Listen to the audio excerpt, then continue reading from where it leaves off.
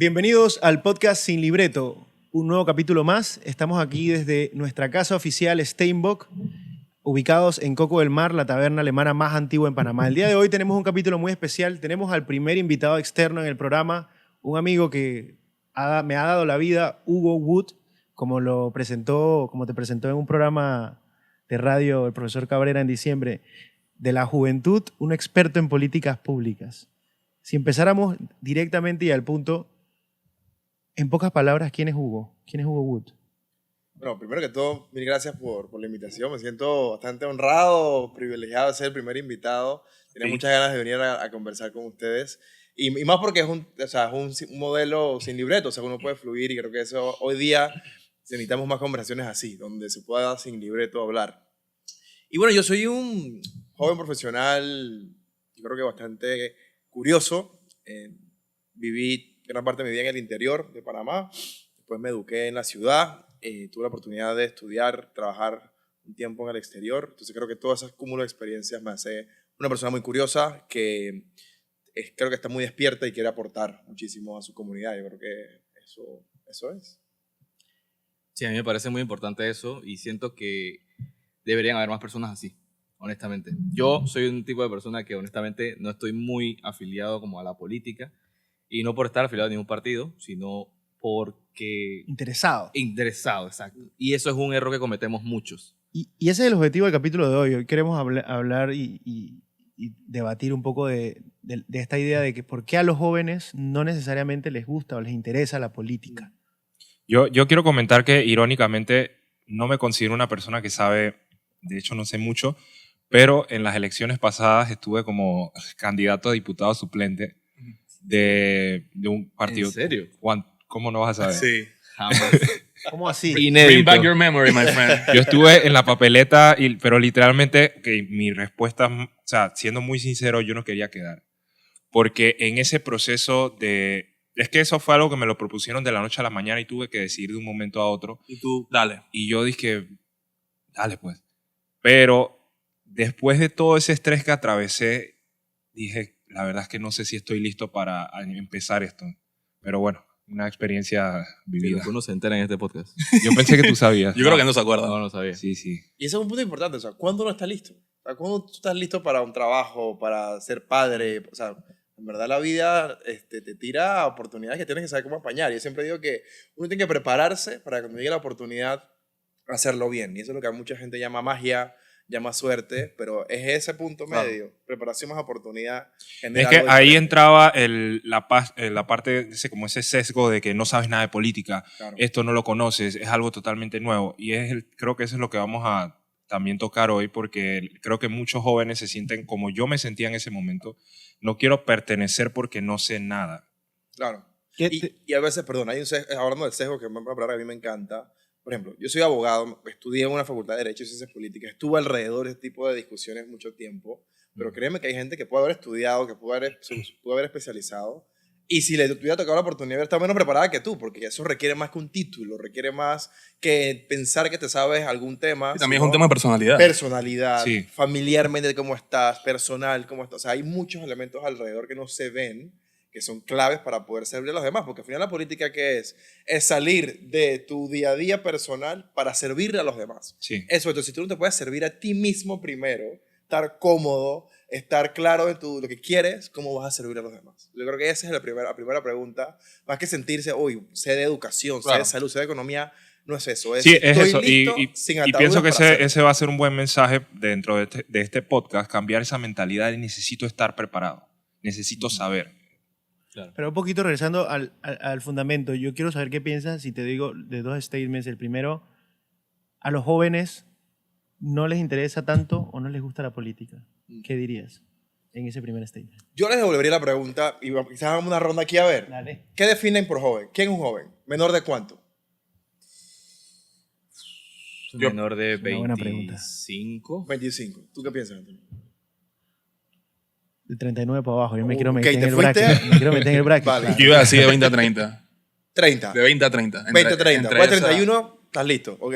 Igual, como de 20 a 30, ese rango de edad. Ok, bueno, miren, en esta mesa tenemos definiciones diferentes. Y después, bueno, tenemos a la ONU, que ahí tiene una definición, el Banco Mundial tiene una definición, el Tribunal Electoral de Panamá tiene otra definición. O sea que por eso es que la pregunta de los jóvenes piensan, los jóvenes no les interesa, yo siempre matizo y digo, bueno, Qué joven. Parte sin definición, ¿cómo, claro. con quién, Claro, ¿de quién estamos hablando? claro. Porque los pelados menores de 24, esa es una generación. Le llaman la generación Z, Z, los pones en eso. Pero después, los menores de 39 son otra.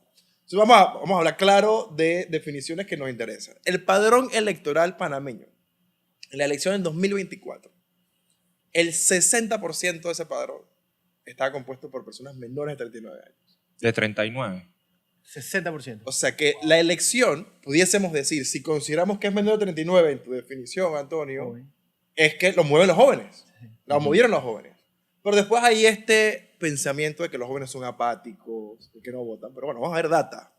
La elección del 2024 ha sido la elección donde más panameños han votado en la historia. No en números absolutos, sino en números, o sea, relativos. O sea, que del 100% de los que pudieron votar, ¿cuántos votaron? 77% de los que pudieron votar fueron a la urna. Eso es algo nunca antes visto. Antes el promedio estaba en 73, 74. Y para el mundo, somos de los países que más vota. Imagínense que hay países como Brasil. Si tú no votas, multa.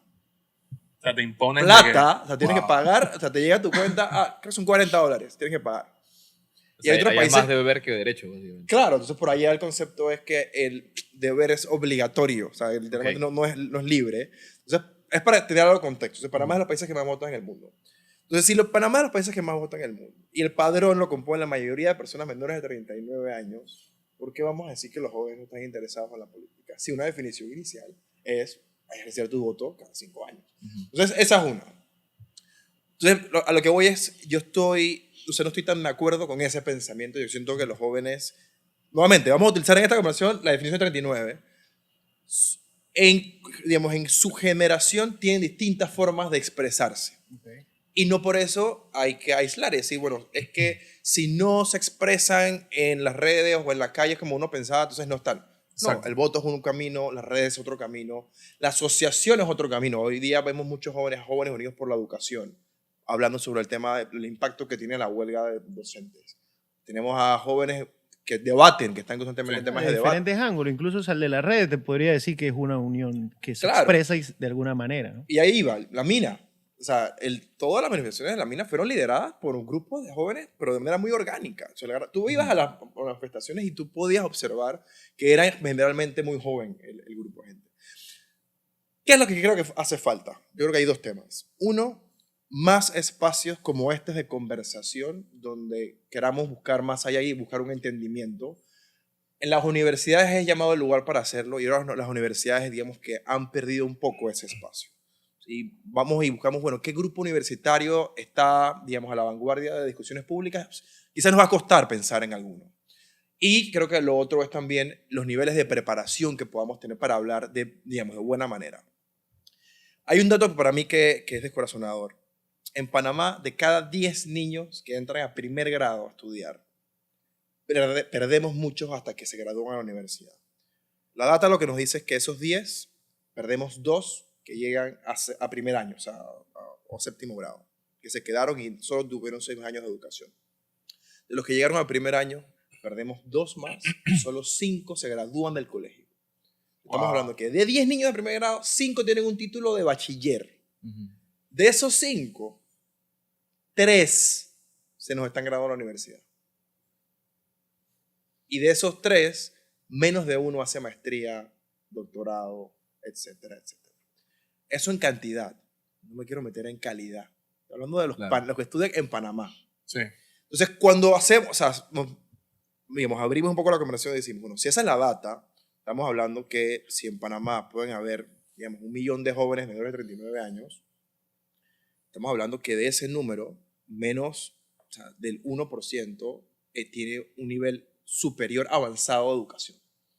Entonces, cuando matizamos las conversaciones, creo que es bueno también saber a dónde estamos. Y nuevamente, no es que tener el título define tu vida, pero sí te da una sensación de capacidades, de disciplina, o sea, porque al final un título lo que te dice es que una persona pudo estar de manera consistente en un Determinados sistema años, exacto. y logró resultados. Entonces, nada, es como para también matizar un poco, porque entonces creo que la juventud tenemos áreas de oportunidad, pero también tenemos mucho valor, porque aquí hay este sentimiento de que se puede participar, es fácil, y de alguna manera el impacto de lo que piensan los jóvenes se puede ver y lo hemos podido observar.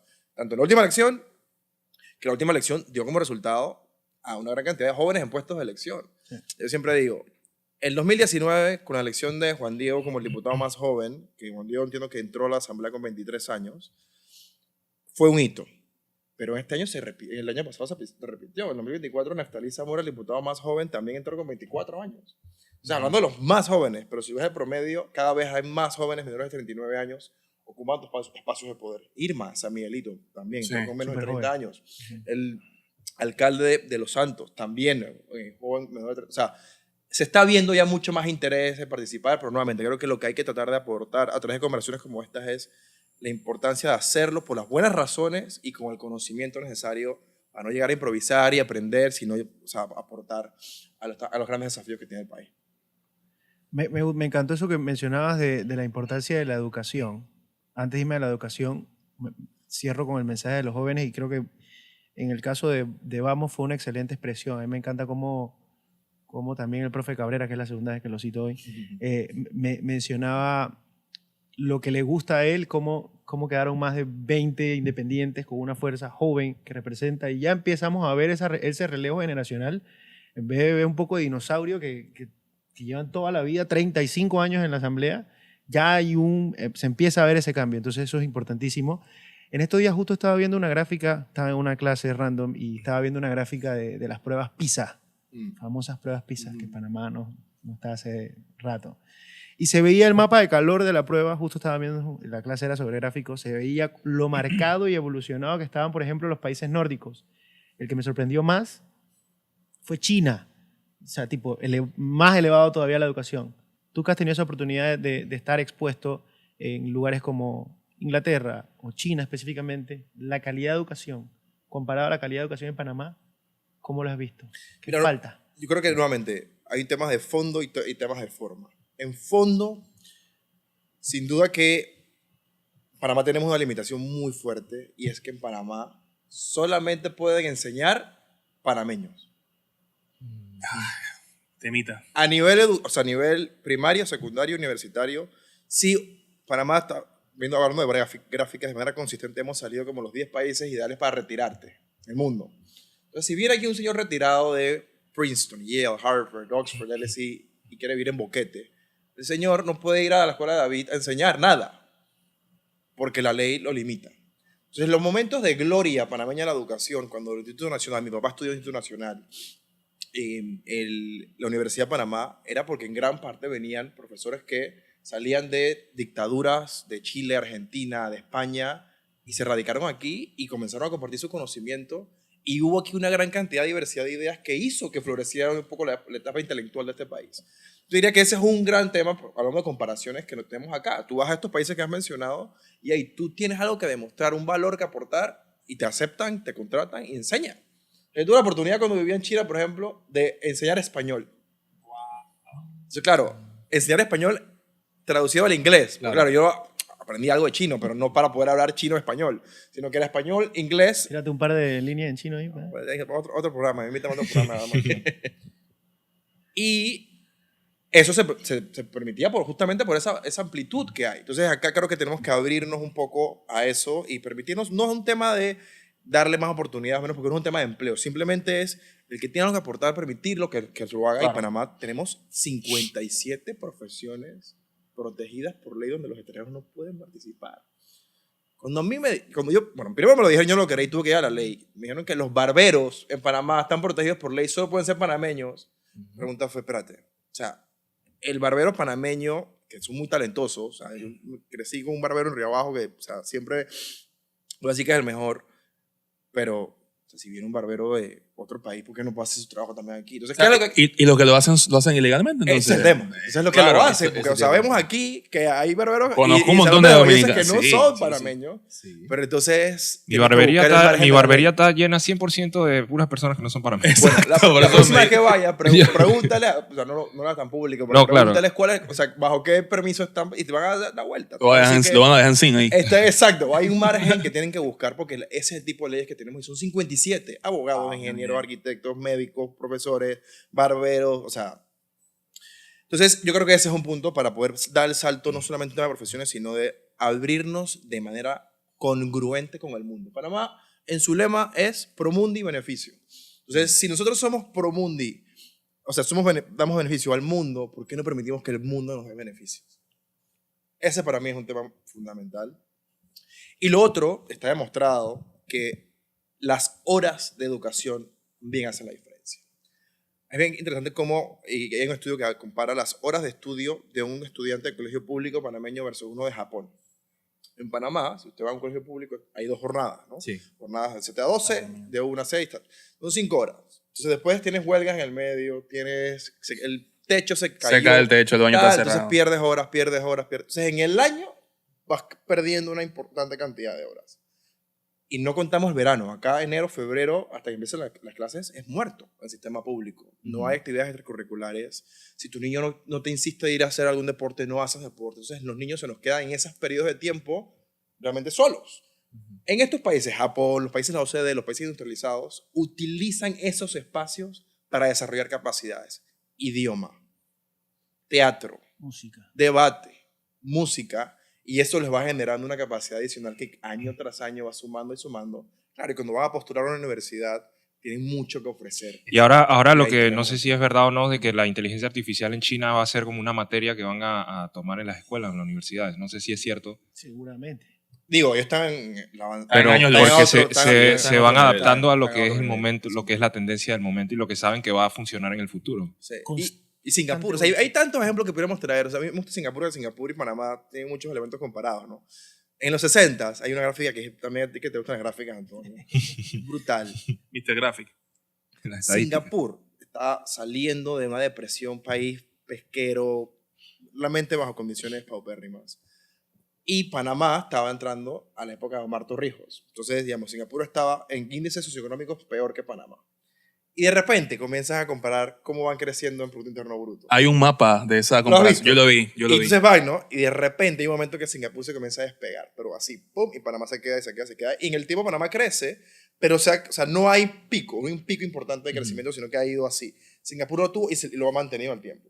Y ya la pregunta que termino con el tema de Singapur es, ellos entendieron rápidamente que necesitaban poder traer el mejor talento y las mejores capacidades de decir, nosotros somos esto y vamos a apostarle todo a esto. Y definieron puertos, aeropuertos, sistema financiero, Centros logísticos. centro logístico, el mismo modelo económico de Panamá. Sí.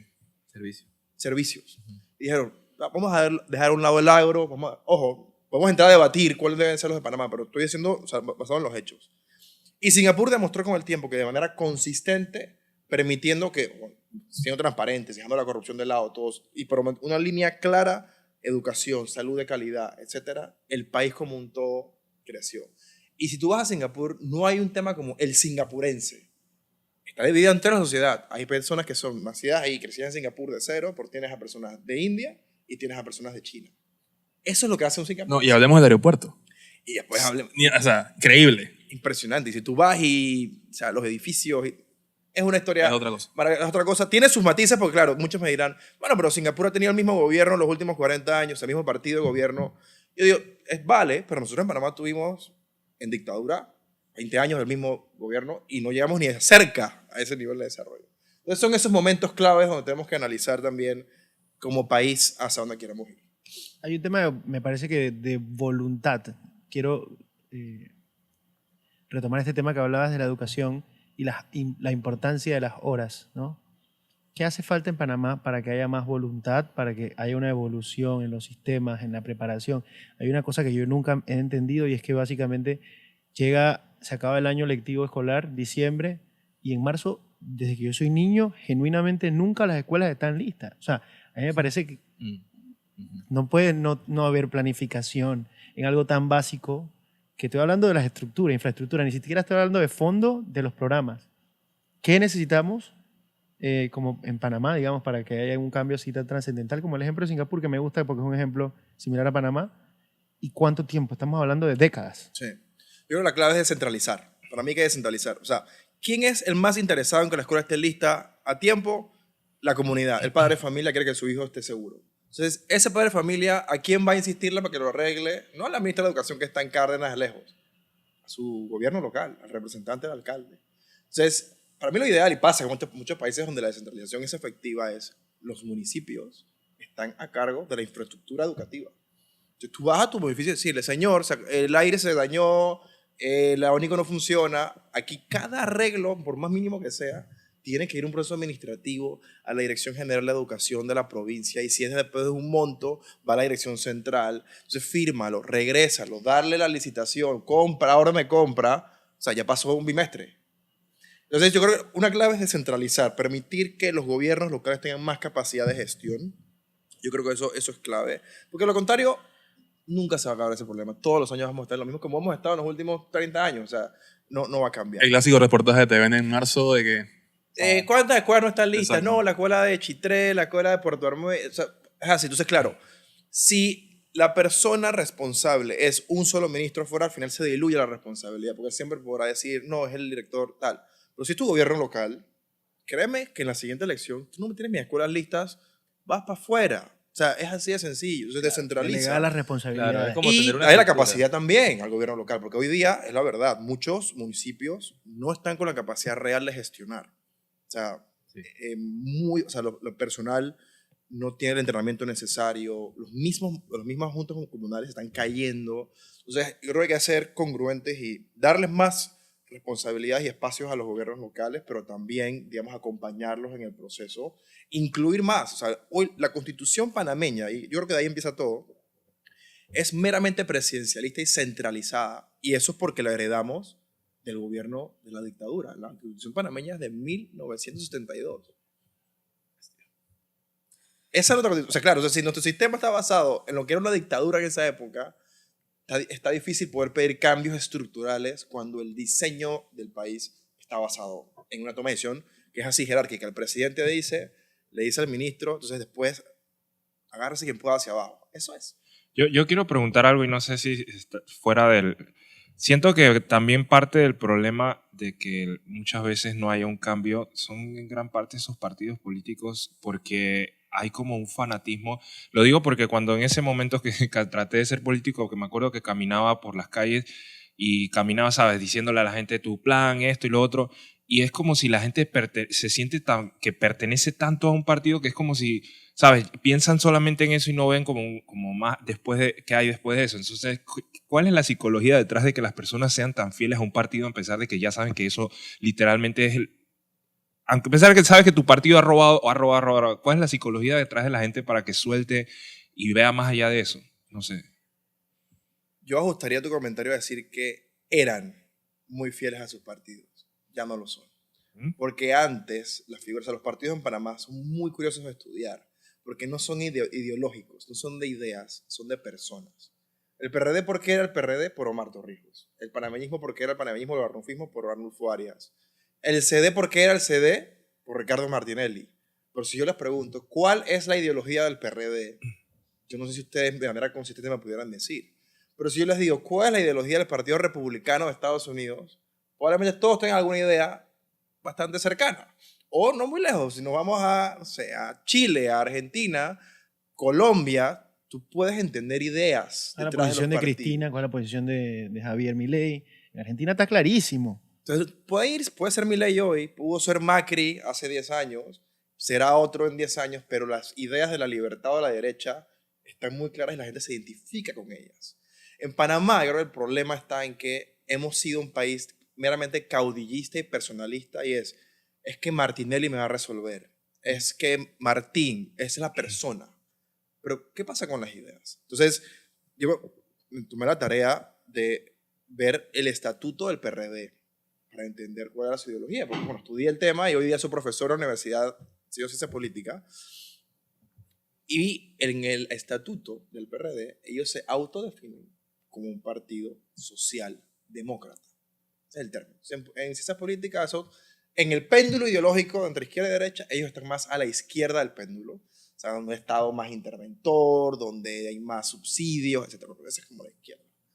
Pero los gobiernos PRD, con la excepción del de Nito Cortizo, porque ese gobierno, por la pandemia, creo que en la historia vamos a tener que poner un asterisco.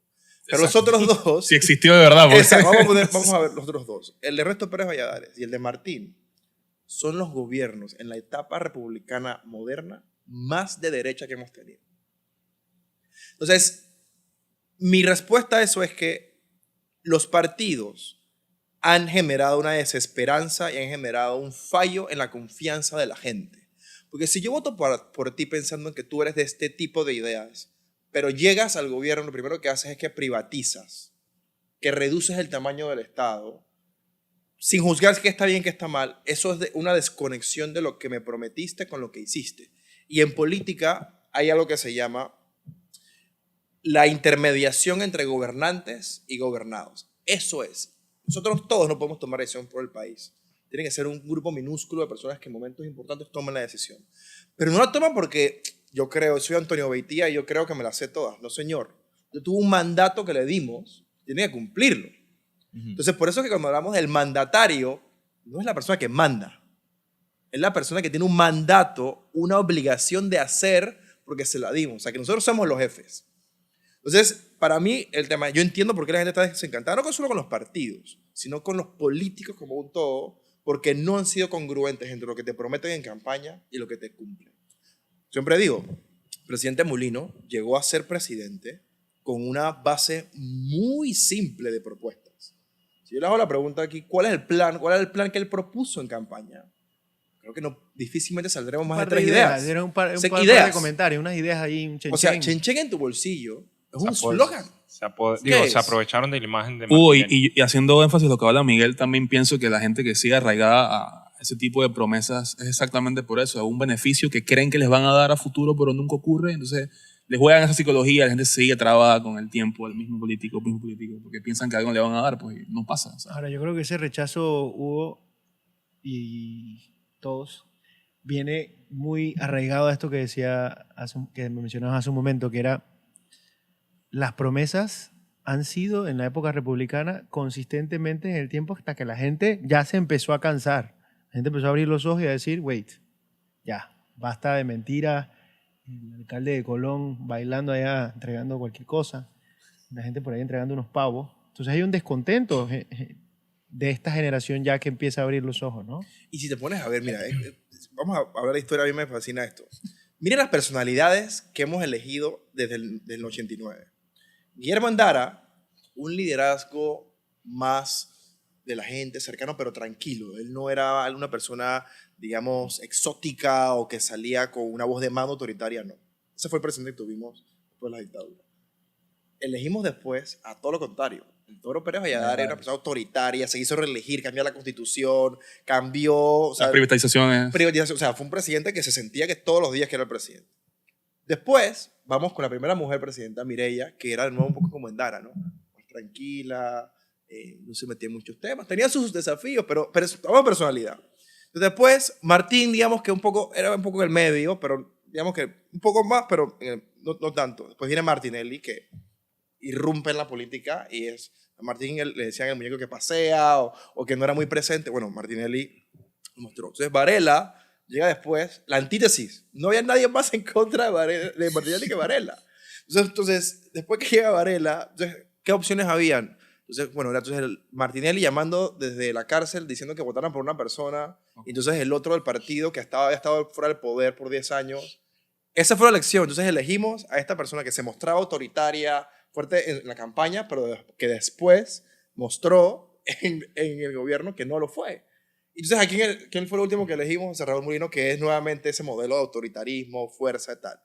Entonces, miren en eso, o sea, el panameño es, me gusta esto, después esto, me gusta Sí, es esto. una gráfica. Pero nuevamente, son personalidades, no son ideas. Entonces, creo que el salto lo vamos a poder dar a medida que como sociedad comencemos a hablar de ideas y nos posicionemos. Siempre, y a mí me encanta filósofo chino, Confucio, que Confucio pasa la historia porque él deja sus privilegios y él se va por China a buscar enseñarle a los líderes de los estados chinos sobre política. Entonces Confucio tenía una frase que decía: la persona virtuosa es aquella que no está a favor ni en contra de algo, siempre está en busca de la verdad. Entonces, un poco lo que dice Confucio es, tú no puedes decir, oh, yo estoy en contra de esto toda mi vida porque es que soy yo, porque estás yendo en contra de la naturaleza de la evolución de la ciencia, de la humanidad, que es nuevo conocimiento, intentar nuevas cosas. Entonces, estar siempre abierto y Bueno esa frase. ser tolerante. Entonces, en política eso es muy importante, porque hoy día estamos en una sociedad cada vez más polarizada, donde combinamos las ideas y las personas. Entonces digo, Antonio, ¿tú por qué crees en la mina? Y me dice, no, porque la mina es. Y yo le comparto una opinión distinta. Entonces, si la digo, ¿pero por qué? ¿Quién eres tú? Entonces comienza lo que llaman ad hominem, el ataque a la persona. Ataque a la persona. Tú estás metiendo conmigo, ¿qué te pasa? No, porque tu papá era de la... Espérate, ¿qué tiene que ver mi papá? ¿Qué tengo que ver? Es lo que decía Miguel, tú te apegas a una idea y no quieres soltarla. Eso ¿no? que mencionaste ahí, yo sigo un maestro espiritual que se llama Sri Sri Ravi Shankar, y él lo que él promueve, y esto no es de política, sino es de religión, pero es casi lo mismo, porque si eres esta religión, sabes, como que a veces hay tantas peleas entre religión, y él, el mensaje que transmite es que las personas deberían saber todas las religiones, para no tener esa, no que yo soy preferente de este, del otro, porque al final todas están transmitiendo lo mismo. Entonces lo que tú dijiste, que si eres de un lado o eres del otro, él dice, estás en el centro, puedes saber de todas y por criterio propio decidir en cuál quieres estar. Esa capacidad de escuchar es muy importante y yo creo que ambos en distintos ángulos tocaron algo que no se ve claramente hoy en la sociedad, y cuando tú ves debates, yo te he visto y he visto muchos debates políticos cuando se sienta alguien, representante del Suntrax, representante de la izquierda, representante de la academia, de los partidos políticos tradicionales, etcétera, un outsider que sea nuevo ahí en la mesa. No hay tolerancia por escuchar. Y eso a mí me frustra un poco como persona. No puedo decir, puedo hablar por mí. Me frustra un poco porque, o sea, al final el conocimiento se construye debatiendo y evolucionando la idea de uno y el otro en el tiempo. O sea, al final hay un problema, digamos, un problema social. Tú tienes X, Y, Z ideas, yo tengo A, B, C ideas. Probablemente la mejor solución sea H.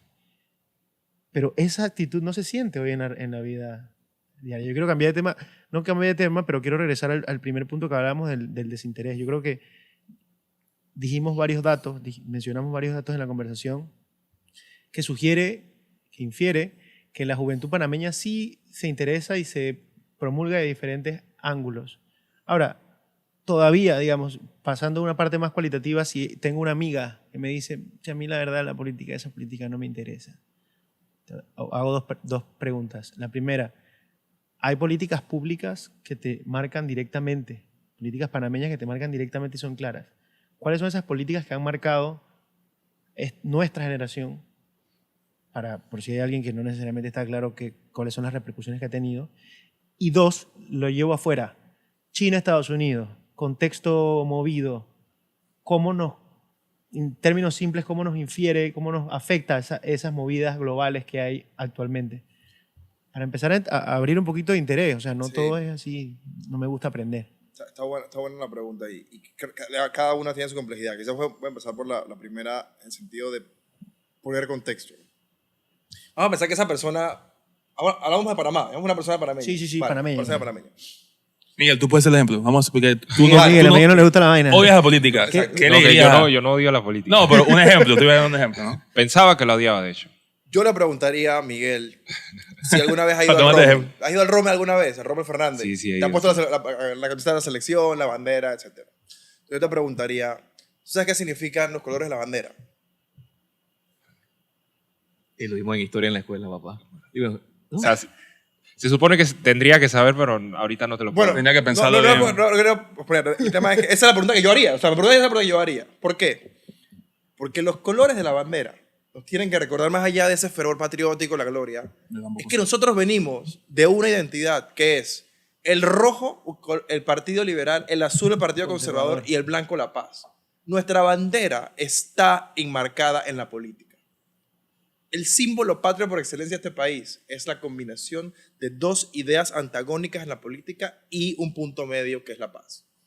Lo primero que te diría es, hey, tu identidad cuando tú vas al Rómulo, hey, parte de eso. Yo no me acordaba de eso, soy bien honesto. Entonces, y es que no tenemos por qué, porque al final lo vimos en un momento en la escuela y es como que nos sentimos alejados. Creo que desde ese momento no volví a tocar más esa conversación. Ey, yo le digo a la gente, es que Diablo. no tiene por qué. Hoy día esos dos partidos en Colombia existen, pero están detrás de la retaguardia, no tienen mayor influencia porque se quedaron en el pasado. O sea, pasado 120 años después de eso. O sea que no hay por qué sentirse, o sea, eso es lo que es. Pero sí es importante recordar de dónde venimos para saber hacia dónde vamos. Entonces yo digo, bueno, si ahí venimos, la política es tan importante que sin tú estar de alguna manera involucrado, alguna manera te va a impactar.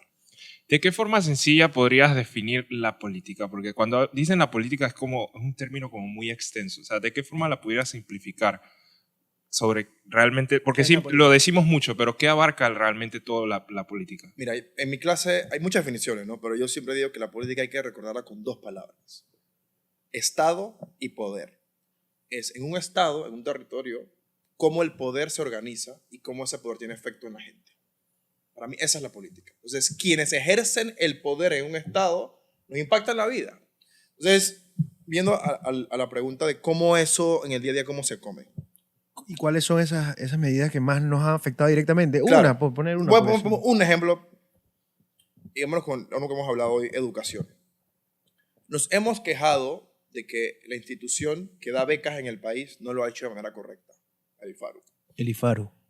Entonces, vamos a tomar ese caso y ahí es para mí el mayor impacto de cómo una política nociva, perjudicial y ha impactado la vida de miles de panameños que no han podido acceder, teniendo los méritos, a algo que les puede cambiar la vida. Creo que podemos estar de acuerdo todos en que una educación te cambia la vida.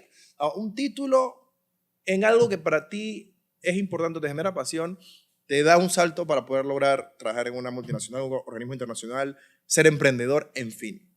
En Panamá, históricamente, quienes accedían a eso tenían que venir recomendados por alguien o tenían que ser parte de un partido. Entonces, eso quiebra cualquier elemento y lo que llaman una política que es distributiva. Quienes ejercen el poder lo distribuyen buscando un beneficio personal. Claro. Y la política debe servir a las mayorías. No a todos, porque es imposible que tú, con una política pública, puedas contentar a todos. Es de la mayoría y por eso es que existe. Entonces, eso es como, digamos, el prejuicio. Entonces, voy a ir a un ejemplo positivo. Aquí al lado, no vamos a Chile, Estados Unidos. Costa Rica.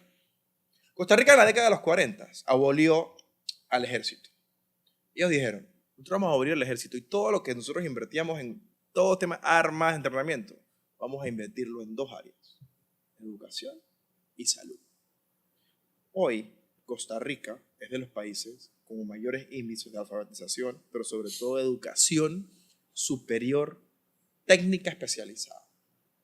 El principal bien de exportación tico son los dispositivos médicos, porque compañías de todo el mundo se han instalado en Costa Rica, hacen la manufactura de los dispositivos y de ahí lo exportan al resto del mundo. Esos puestos de trabajo son muy bien pagados, tienen grandes beneficios, pagan impuestos importantes al país y eso genera un efecto cascada importante. O sea que tú en Costa Rica, sin tener mayores recursos, accedes a una educación pública y esa educación pública te permite llegar a buenos trabajos. En Panamá no hemos tenido eso. Entonces en el IFARU tenemos el tema político. Entonces en el Meduca... Ha sido todo lo contrario aquí. Entonces en el Meduca tenemos este tema de que también ¿no? la descentralización no existe. Tal. Entonces eso va como diluyendo. Entonces vivimos todavía en una etapa donde depende mucho de quién eres, a dónde estás, a dónde naciste. Entonces uno de los, y volviendo quizás a tu primera pregunta, Antonio, uno de los temas que a mí más me inspira a estudiar estos temas es poder contribuir a lo que llaman la movilidad social. Y es cómo una generación puede lograr más cosas que la anterior. Porque de manera consecuente, si eso pasa, el país crece, evoluciona, todo mejora, porque tuviste más oportunidades, tuviste más accesos.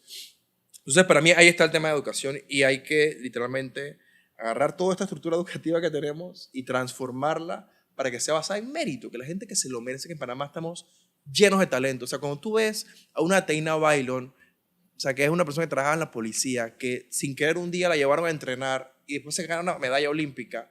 Imagínate la cantidad de gente así que hay. Silvestre, Que nadie sabe. que no sabemos porque por Silvestre, diseño me encanta, sí. no lo hemos podido, digamos, impulsar. Entonces, ya, eso yo le diría es que el impacto a una persona del día a día en la política es poder y que pueda saber que tiene la capacidad de generar una mejor oferta. Eso que nos ha pasado con educación ha sido porque quienes terminan entrando a la política son aquellos que buscan un interés personal, no necesariamente tienen un nivel altruista de querer contribuir al país. Pero eso pasa también porque, claro, si tú eres una persona educada, con valores, honesta, la pregunta es ¿por qué vas a dejar tu trabajo para poder ir a la política cuando hay desprestigio, cuando muchas veces pierdes poder adquisitivo? O sea, los incentivos no están. Entonces, para que eso cambie, tiene que haber gente buena que se une y diga, tú puedes, yo te apoyo. Dale. Con eso yo creo que es un gran avance, que gente buena literalmente apoye a gente buena que tiene la voluntad y tiene la vocación de hacerlo. Y así vamos a ir sacando, como ya ha pasado en la última elección, sacando a esa gente que históricamente no tenía más interés que servirse a sí mismo y a su partido. Creo que dijiste algo bien interesante, es actitud. Yo lo definiría, o sea, lo simplificaría todo lo que acabas de decir, en buscar gente que tenga esa actitud de resolución de problemas para servir a otros por el bien común, pero con valores. Los valores yo creo que son los más relevantes y es lo que probablemente menos hemos visto últimamente. Sí, y yo creo que esa gente, aparte de ese apoyo, porque siento que afuera, o sea, a mí me gusta, si yo llegase a poder entender y querer toda esa política, yo como profesional que conozco de finanzas, me gustaría poder, ¿sabes?, darle al país. Pero así como hay mucha gente allá afuera que ahorita mismo pueden estar como Miguel y yo, que no tenemos ese interés sobre la política, ¿qué tú dirías que podría ayudar a enganchar a ese público que pueda como que volver a interesarse o empezar a interesarse por la política, pero sin caer en toda esta... Porque yo honestamente pienso que en las redes, si tú comienzas a ver política, hay cierta manipulación. ¿Sabes? Como que te quieren llevar por un camino. Entonces, ¿cómo podría esa gente volver a engancharse sin caer en esa manipulación? O empezar a engancharse. Ajá. Sí, mira, hay algo que se está exacerbando cada vez más y es lo que llaman el sesgo de confirmación, que es, si tú en tu casa, en tu escuela, escuchabas que una idea era buena o mala, repites y no te cuestionas. Entonces, lo que buscas en redes es personas que confirmen eso que escuchaste en tu vida. Entonces, que, digamos, hablando del péndulo, si eres una persona que ha escuchado todos temas de izquierda que son buenos, que, no sé, que Karl Marx era el mejor pensador, que Cuba es un gran modelo de desarrollo, etcétera, probablemente vas a buscar redes que confirmen eso, no que te cuestionen. Entonces, eso es natural del ser humano. Entonces, mi primer llamado sería ahí siempre a como desconfirmar la información. Si tú sigues no sé, la cuenta del gobierno cubano, oye, también sigue la cuenta del partido de Milei, o sea, que son completamente antagónicos. Y tú buscas tu criterio. Claro. Ese es el primer punto, porque por diseño los algoritmos están creados para poder generar más tráfico. Entonces, el tráfico se genera cuando confirma un deseo. Entonces, los deseos están usualmente con este tema sesgado, ¿no? O sea, a tu punto, o sea, creo que no puedes estar más en lo correcto en ello. Entonces, ese sería como mi primer llamado antes de confirmar. Y lo otro es tratar de prepararte o hacer la tarea propia. Tú, ¿qué quieres? En tu sector, finanzas. ¿Cuál es el modelo de O finanzas tema de ideal? emprendimiento que... ¿Cuál es el modelo ideal? ¿Qué quieres tú impulsar? Porque claro, la política o la sociedad siempre hay un tema de oferta y demanda. Los mercados son oferta y demanda. Entonces, si tú como consumidor de información simplemente estás consumiendo, entonces quien te está generando la oferta va a hacer algo para que tú sigas recibiendo. Pero si tú no le pides nada a cambio, no se va a moldear.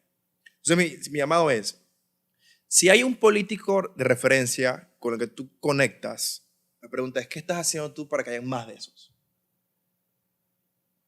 ¿Qué ideas estás tú poniendo allá afuera? Cuando hablas sobre propuestas, ¿qué estás haciendo? ¿Qué tipo de ideas estás consumiendo? ¿Qué estás promoviendo? O sea, ese es como, o sea, no solamente ser receptores, sino también dar un paso adelante. Pero eso tiene un costo. Y el costo es que tienes que educarte, tienes que buscar información, tienes que salir de tu zona de confort. Y no es natural y se entiende. Pero creo que este tipo de espacios son buenos porque la gente comienza a despertar y decir, oye, por aquí, por allá. Y creo que lo que ha pasado últimamente es que la oferta política en Panamá ha mejorado. Si te das cuenta, en la última elección había muchos candidatos diferentes, Sí. interesantes, pero salen porque hubo lo que les decía antes. Gente que les dijo, hey, dale, tú puedes, yo te puedo apoyar con un yapi, te apoyo. Caminando un día, te apoyo. Entonces, es eso y nuevamente, siempre exigir, porque difícilmente la política va a cambiar y a rendirte cuentas si tú no la pides. Y algo que pasa, que les decía, entre lo que pasa en campaña y lo que pasa en la realidad, es que en Panamá no tenemos la capacidad de medir las cosas. Yo les pregunto, por ejemplo, el presidente Varela prometió 100% agua, 0 letrinas. Recuerdo. ¿Recuerdan? No, Sí. Recuerdo esa famosa. promesa. Si yo les digo a ustedes, oigan, ¿cómo quedó eso? ¿Cuánto porcentaje de agua al final se Hoy no hay agua. Yo Y no tampoco tengo, hay no eléctrica. tengo data, Quedamos igual. pero estoy seguro que no hubo un avance significativo. Es que no es medible. Entonces, ese es el tema. Entonces, claro, ¿qué incentivo tengo yo como político de proponerte algo serio si tú no me vas a exigir cuentas? Claro. Yo le pregunto, se prende Cortizo, su gobierno. Si no se acuerdan qué prometió, o sea, no es tan fácil, pero bueno, prometió algunas cosas.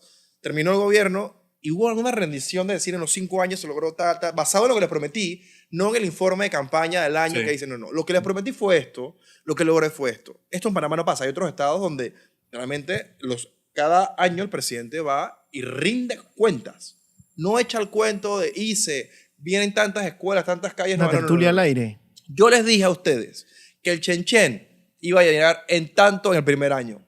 Va así. Entonces yo lo que diría, pero eso no pasa nuevamente, porque no se lo exigimos. Si nosotros nos reuniéramos aquí o buscáramos un grupo de gente y exigiéramos, no solamente a los presidentes, a los diputados, a todos, créanme que la cosa cambia. Entonces los que van a querer llegar van a hacer una oferta distinta de política. Pero sí, un poco lo que decías, si el tema es clientelismo, el tema es, no, yo recibo lo que me das y me quedo tranquilo. Nada Créeme, pasa. Esa es la receta. ¿Yo qué hago? Ahora, yo tengo que conseguir esto, trasladarlo para que tú lo tengas y con eso gano.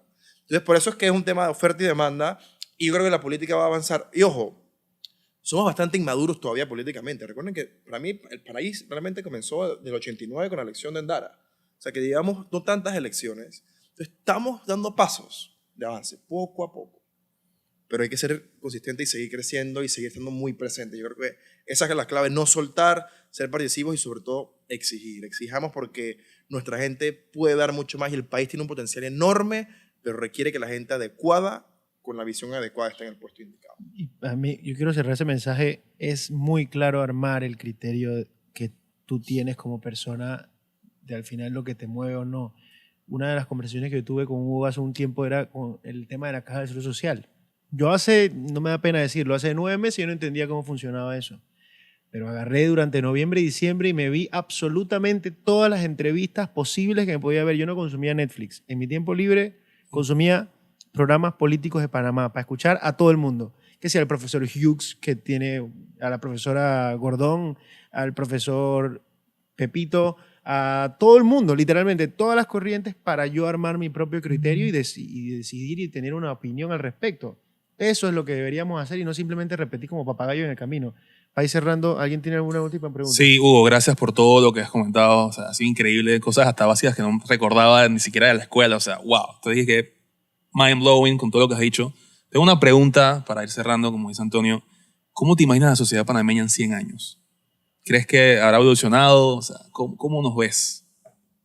Mira, yo soy muy optimista por naturaleza. Yo creo que veo, cuando yo veo el skyline panameño y veo lo que hemos logrado pese a todo, o sea, pese a todas las Sí. dificultades estructurales que tenemos, y veo el Casco Viejo cómo se ha desarrollado, veo cómo ciudades como Santiago, Chitré, David, hoy día han crecido mucho. Digo, todo lo que somos capaces los panameños nuevamente de manera silvestre, de manera desorganizada, de manera, ¿sabes? Literalmente... Así como somos el panameño, así. sí. Imagínate un poquito de visión estratégica honesta.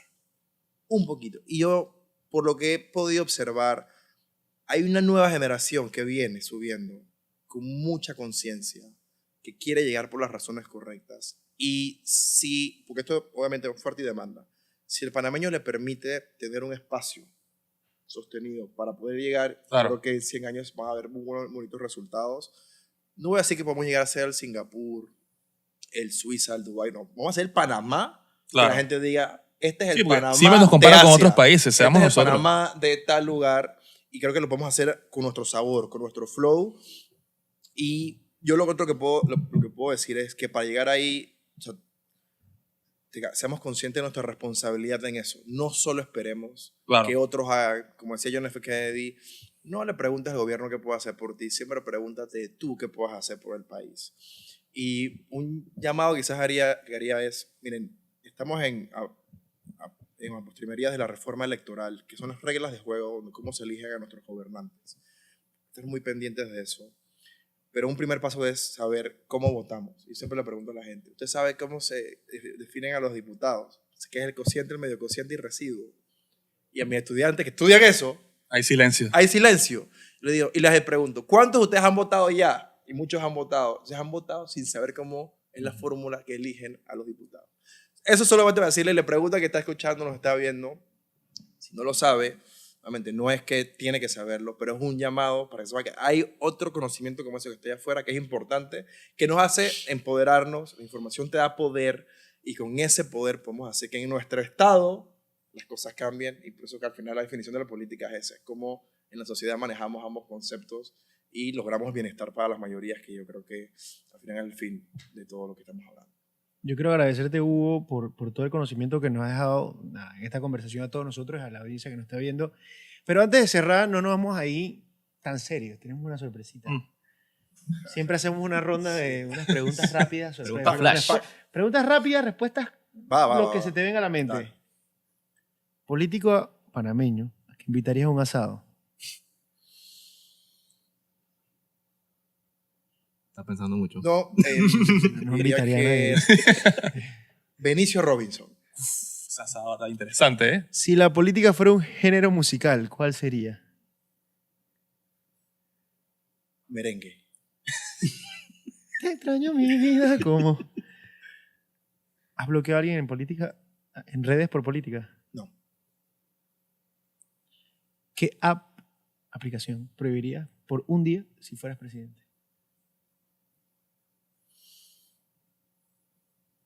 X. Twitter, ok. Ex-Twitter. ¿Prefieres un debate presidencial o un partido de fútbol en el Rommel? Un partido en Rommel, siempre. ¿Quién tendría más votos en una elección? Si se tiran a presidente, ¿el Cholo Durán o Mariano Rivera? El Cholo. Sí. Cholo presidente. Por nocaut Sí. le gana. ¿Qué ministro serías si tuvieras que entrar al gabinete? Tu preferido. Canciller. Está bien. Nice. Está bien. Y Un- o sea, hoy, si fuera mañana. Sí, mañana. Ajá, si fuera mañana. Mañana. Ley absurda que te encantaría pasar solo por diversión. Así como el día del plátano. Yo diría que el día de Oku, Cool. Nacional. Día nacional, todo el mundo. Día de Q. Como un disfrazamos libre, de todo Manito uno para coño, allá. manito Exacto. coño. No, La esa es gente otra en parte. El día que vamos Pero a la celebrar gente disfrazada, todo. digo, vestida, no disfrazada. Vestida Sí, de por manito favor. coño. Te pasaste ahí. No, estás mal. Ya, voy terminando. Si pudieras hacer una pregunta sin filtro a cualquier expresidente, ¿a quién sería y qué le preguntarías? Cualquiera, ¿eh? Sí, Le preguntas a Noriega si quieres. Noriega no fue presidente, pero... yo le preguntaría al Toro quién le dijo que él tenía la capacidad de reelegirse. Me encantó. Y la última. Si la asamblea fuera una serie de Netflix, ¿cómo se llamaría? Medusa. ¿Algún mensaje de cierre? Encantado de acompañarlos, me encantó la conversación, la experiencia, los felicito. Creo que están haciendo esto hace patria, de verdad, Gracias, de una buena Hugo. manera. Les deseo lo mejor y a los que nos ven, nos escuchan, eso, que espero se lo disfruten y que haya despertado algo más de curiosidad, porque al final creo que tenemos que ser parte de lo que queremos ver, no solo esperar que suceda. Muchas gracias por toda la información, todo el conocimiento que has dejado hoy. Yo creo que estuvo demasiado bueno. Yo me quiero seguir quedarme parqueado contigo más tiempo, pues, pero ya, acabó. Muchas gracias, Hugo. Epa. Muchas gracias a todos los que nos estuvieron escuchando hasta el final del capítulo del día de hoy. Una vez más agradecemos a Steinbock, nuestra casa oficial, la taberna alemana más antigua de Panamá. Si no la han visitado, vengan, están ubicados en Coco del Mar, en San Francisco. Así que nos vemos en el próximo capítulo y espero que les haya gustado el podcast sin libreto. Recuerden seguirnos en nuestras redes sociales, en Instagram, en TikTok. También suscríbanse y denle like al video y compartan. A la campanita. Muchas gracias. Nos vemos. Chao. Chao.